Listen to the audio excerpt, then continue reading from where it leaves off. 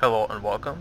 This is UnrivaledSkyrim, and this is going to be part 2 of my historical battle for Alexander's Balkan campaigns. And this is going to be part 2, the Siege of Pelium. And before I get to that, I'm going to put a link up top to the right hand corner for part 1, so please check that out if you haven't already. I'm doing this as a 3-part series, so I want you to check all 3 of them out because I really enjoy doing these videos, and I hope everyone gets to see them and see what kind of work I've been doing. But enough about that. Let's get started. Taking off where I left off before,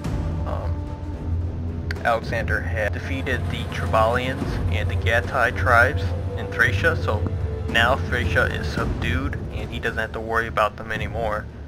But news came to Alexander of an Illyrian revolt while campaigning in the Danube under Clitus the Dardanian and of King Glaucius of the Illyrians, and immediately concerned as the settlement of Pelium occupied an important mountain pass between Illyria and Macedonia.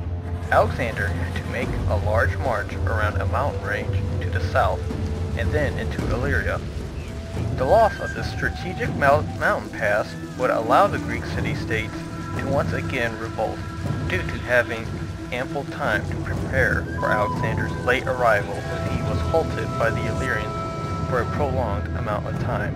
Langarius of the Argranians protected Alexander's flank from the barbarian tribes while he marched towards Pelium.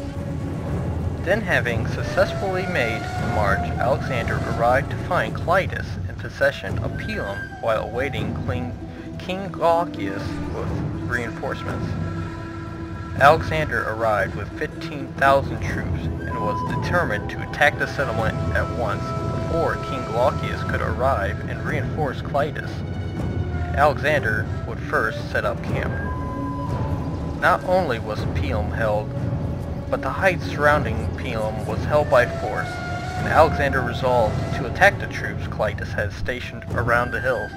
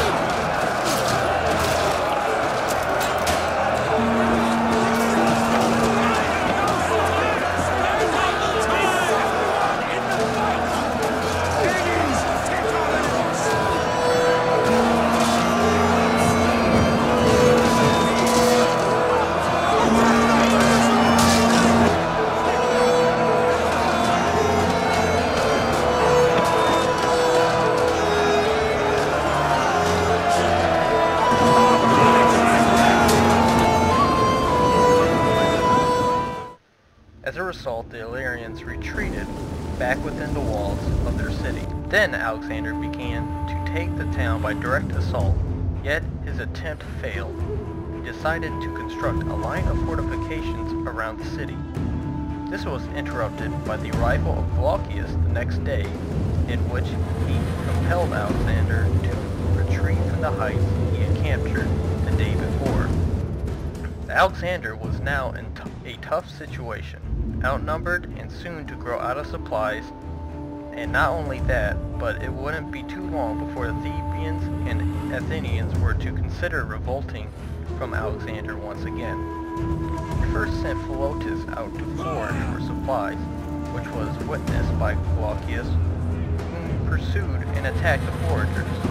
Alexander, with some difficulty, was able to fend off the attackers. Seeking to seize a line of retreat before committing to an all-out siege, Alexander drew a plan to retake the heights.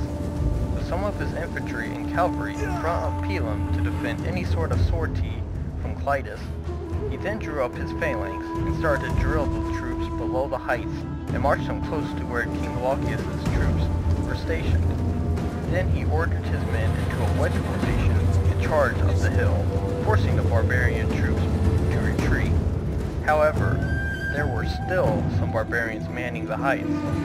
Before engaging them, he decided to re-establish the camp in order to ensure the security of his operations. However, in the process of doing so, he was attacked from the rear while crossing the river.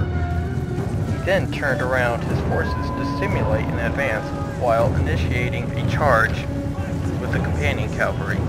Then he ordered his archers to turn and fire their arrows upon the enemy from midstream. Having gained safety on the far side of the river, Alexander was now free to resupply and await for reinforcements. Yet, before such reinforcements could arrive, Alexander's scouts observed the barbarians becoming careless about protecting the town, whom perceived that Alexander was in retreat.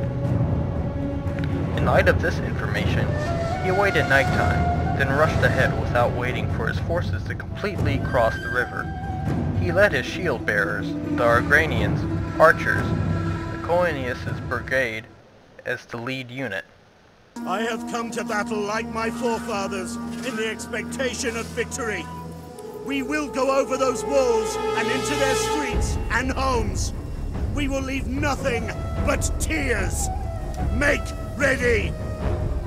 Hooray! Now fight!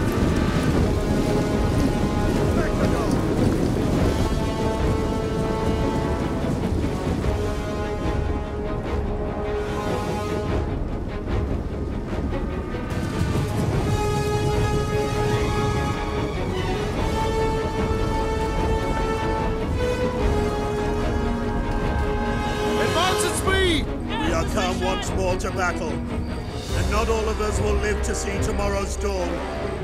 However, I wish you good fortune for the day.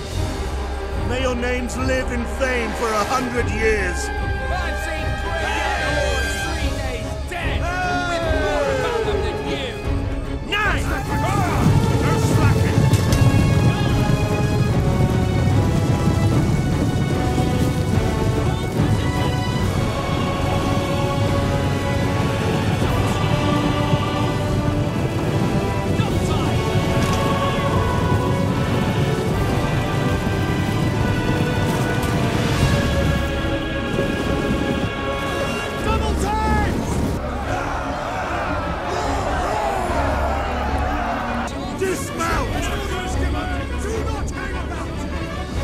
On watch! Dismount! With more about them than you! Move out!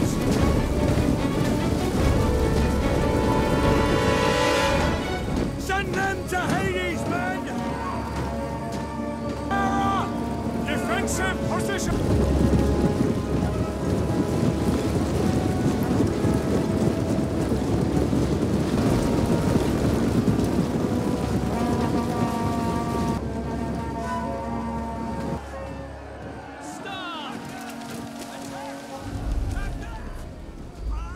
Fear!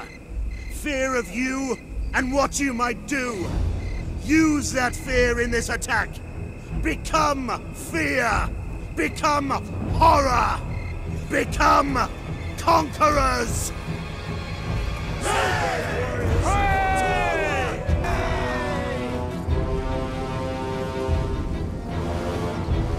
Loose! Speed! Bastards! Do not shout at the enemy! It only encourages them!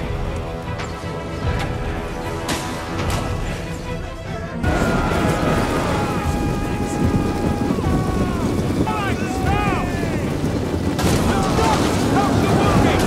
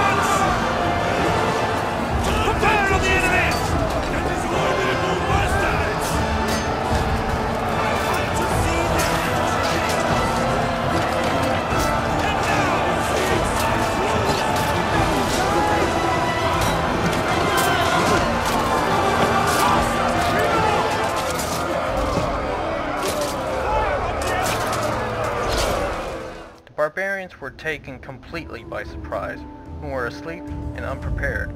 A slaughter ensued, and many were captured.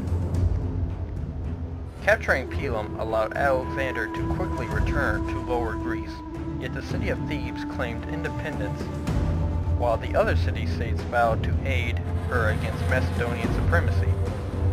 An open revolt took place in Thebes. The Macedonian garrison murdered by the Thebians. He then marched south back towards Thebes, and within a fortnight, before anyone had become alert of his approach, he arrived and encamped 6 miles from Thebes itself. So that's the end of part 2. Alexander had subdued King Glaucius and Clitus the Dardanian at the city of Pelium, which is located in Illyria. He got past them, and although Thebes still had time to once again rebel, he did make it there within time to subdue them, and before they would have gotten too prepared for him and the Macedonians. So part 3 will deal with the siege of Thebes and the fall of the Thebians. So please stay tuned. Thanks for watching. Please like and subscribe, and AB, see you later.